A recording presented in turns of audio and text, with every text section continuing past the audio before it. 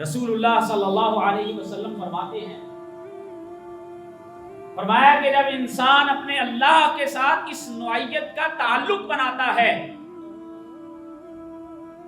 کہ وہ یہ سمجھتا ہے کہ مجھے جو کچھ ملا ہوا ہے یہ میرے رب کی طرف سے عنایت کرتا ہے،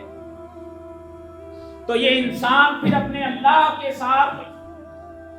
ایسا تعلق بنا کر کے جب اللہ کے ساتھ اس نوعیت پہ پہنچتا ہے،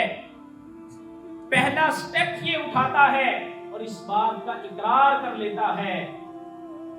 کہ میں تو محتاج ہوں، میں فقیر ہوں، میرا رب ہی اصل غنی ہے۔ تو فرمایا انسان جب اس سوچ سے اپنے اللہ کی طرف جاتا ہے تو حدیث قدسی ہے، اللہ رب العالمین فرماتے ہیں یہ انسان میری طرف ایک قدم آتا ہے، میں 2 قدم اس کی طرف آتا ہوں،